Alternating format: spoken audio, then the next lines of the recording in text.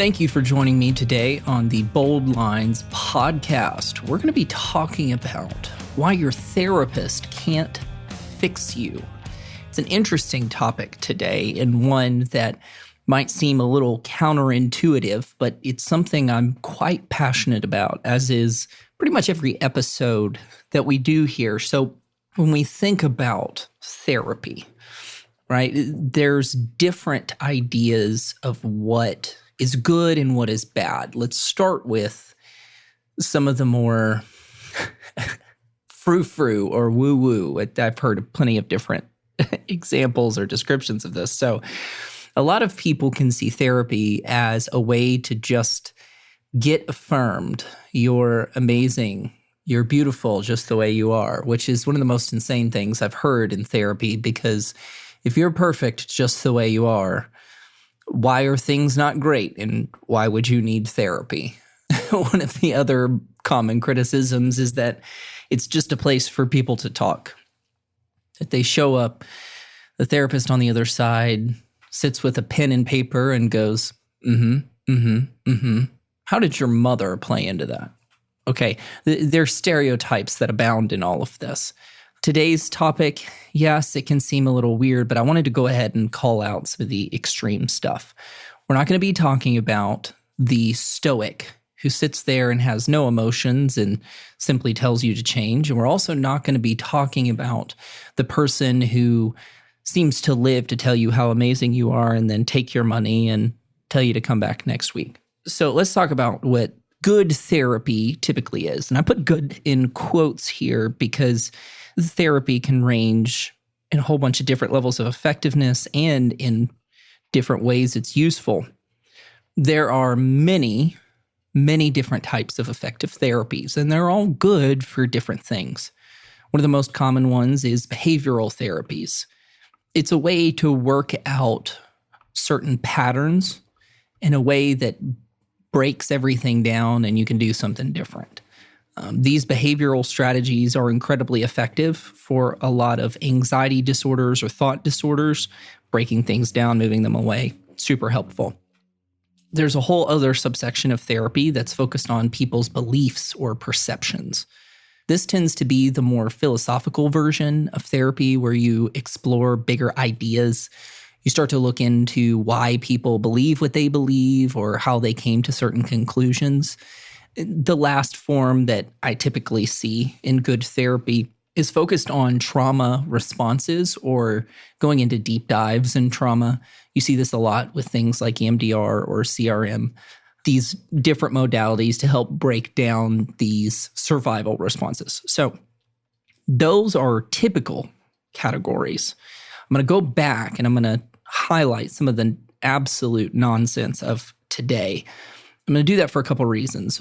I'm going to do that, one, to give us a frame of reference, but two, I want to be very honest about where the therapy field has gotten. And maybe after I finish the PhD and I don't have as much oversight, I will go deeper into this, but I do want to call this stuff out so that, one, people listening can be assured that I'm not someone who wants people to be in therapy forever, and I'm not just going to tell them they're incredible. I'm not going to be hateful, but we have to call out the nonsense in our own field if we are going to assume that we can help anybody. So some of the craziness that I see today is only focused on affirmation. There's a huge movement in the therapy world around telling clients that they're just so gosh darn special. It's everyone else around them who seems to not get it. And really all they need to do is accept themselves for who they are. If you take any longer than 3 seconds at this philosophy, you start to realize it's incredibly shallow. If you're only focused on telling people they're amazing, then it has to be everyone else's fault. And if it's everyone else's fault, then therapy creates little narcissists, where they walk around completely self-assured that they're not at fault in the slightest. That's some of the surface level problems. But if you get into deeper psychological issues, if you do pure affirmation, you could be enlarging and giving strength to very, very harmful beliefs. great example of this, and one that I'm seeing some of the tides turn in the background, is a lot of this gender stuff. I'm not going to get on a train on that right now, but I think it's a wonderful and apt example of where pure affirmation has gone. Therapists have been trained, and I've even been coached. I obviously did not take the coaching very well, but many therapists have been told whatever a client feels deep in their soul is true. If you don't have any critical thinking, that seems to make sense. But if you affirm someone's deep, broken thinking, and you don't acknowledge where it could come from or how it's useful to them, then all you're doing is making their sickness worse. Some of the other issues that we see in therapy is one, this sounds awful as a therapist, but some therapists are just awful. This is not to elevate me to any sort of status, but sometimes therapists just somehow made it in. I couldn't tell you how, couldn't tell you what the reason was, but somehow some therapists just barely made it in, but they have the same credentials. In the same token, sometimes you have clients that are ignorant or kind of dumb sometimes. Not talking down, not trying to be hateful, but as a therapist over the years, I've looked around, and maybe it's just from my own perspective, maybe because I've dealt with a lot of situations in many different ways, but sometimes clients say things to me and I say, think that through. Or I ask a simple question and you can see the confusion pop up for them. So sometimes clients just don't get it. In some of the other nonsense of today, some therapists are just wildly misguided. They're activists. They just can't seem to conceptualize the fact that therapy shouldn't be the place for activism.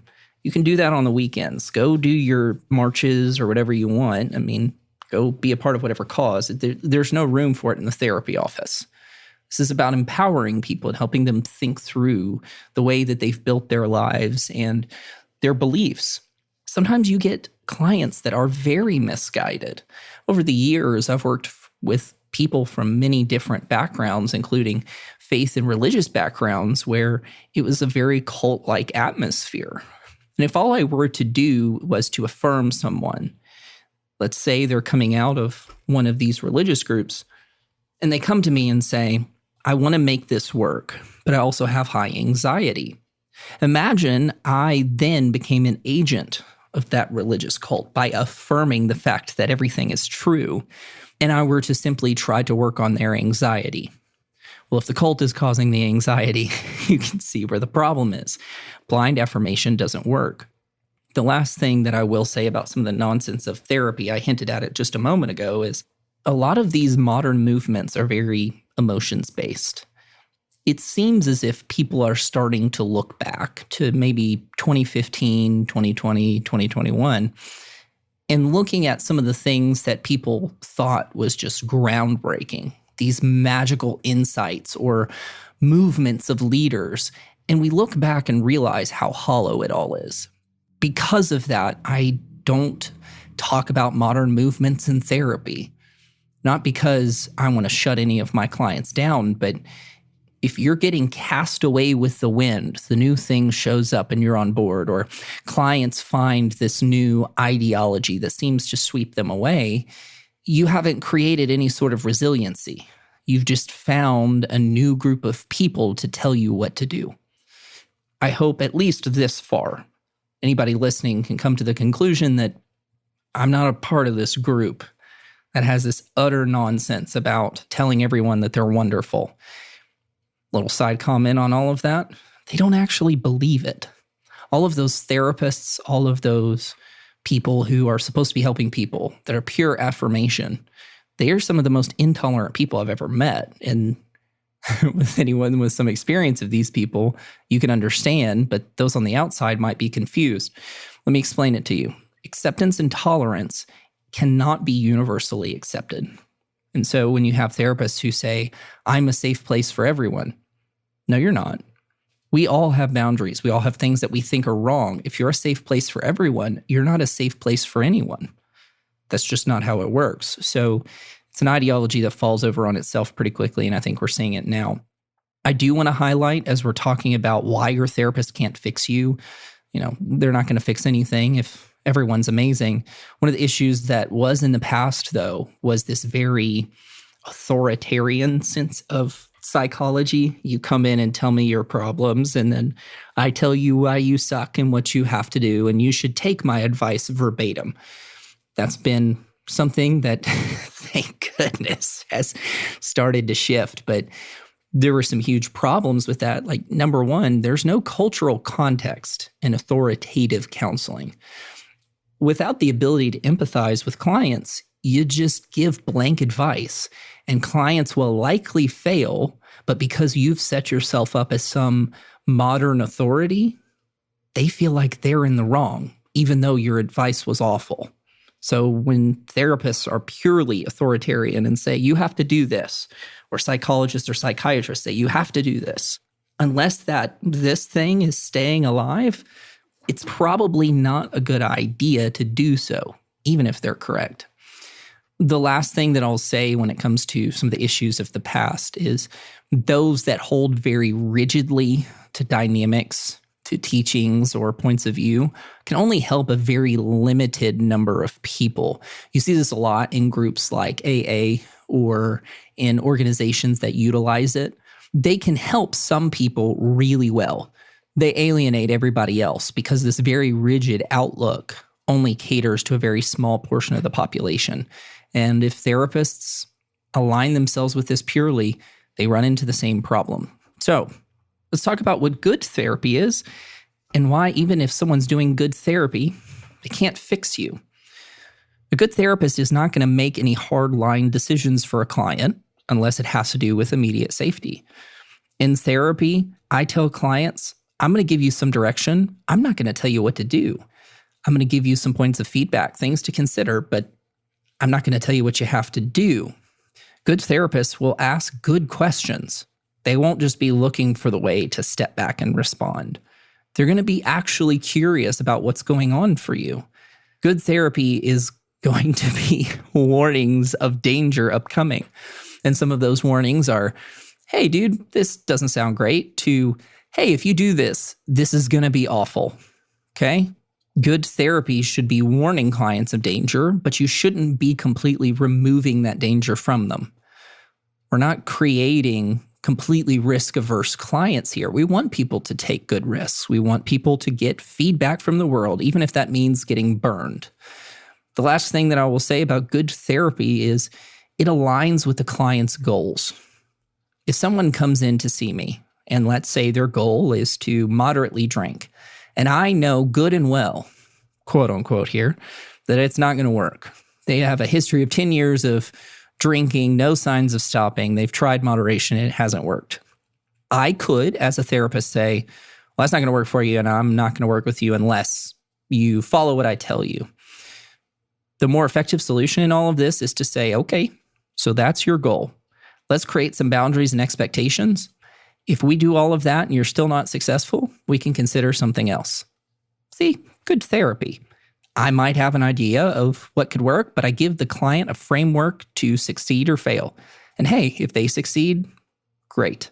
They can moderately drink? Sure, why not? Oh, I'll add one last aside here. This is the PS at the bottom. A good therapist shouldn't take credit for the success that a client has. It's something that's a little bit awkward as a therapist because you can see how you've helped and shaped. But in good therapy, I'm not forcing a client to do anything. I'm asking good questions and reflecting. So I cannot take credit for the risks that clients took outside of therapy. So having said all of this, why doesn't that fix anyone? I'm not a guru. I might know some things, might be good at interactions or understanding dynamics, but I'm not some all-seeing person in this client's life. I'm nowhere near equipped to do that. If I'm not the guru, then I can't tell them exactly what they should do in every scenario. Because of that, and knowing that I'm limited, I'm not even going to take that route. I can't fix you because there's no way I know everything that's going on. Follow up to that, I don't want to fix you. That sounds awful. What kind of burden does that put on a therapist to try to fix their clients? You come and see a therapist for 50 minutes a week. You go live the rest of your life. What kind of insane burden or hero complex does a therapist have to take on that as a goal of therapy? One big thing, if anybody's listening here and is wanting their therapist to help solve their problems, if your therapist is fixing your problems, they are removing your sense of agency. They are taking away your ability to explore the world on your own. And so, by fixing your problems, they are not giving you the opportunity to solve them in the future. You're not sitting and thinking through it. Your therapist is just taking care of it for you, and they become more of a nanny than a teacher. Without equipping clients, they're going to be here forever. Because if someone is just showing up with the fire of the week, what gets solved? Nothing. I mean, they might feel better and the situation might get better, but without knowing where the gas is coming from, without knowing the fuel or the heat source, if we just put out fires, you're going to be here forever. I don't want you to be here forever. I didn't want to be in therapy forever. So if your therapist is fixing all of your problems, they're handicapping you. Even more so, the illusion that they're fixing your problems is just that. It's a lie. If a therapist is fixing everything for you, they're not. They're creating this sense that things are all right, when in reality, your feelings are just a little different. So if good therapy is equipping people and not fixing things, a good therapist can't fix you because they don't try to.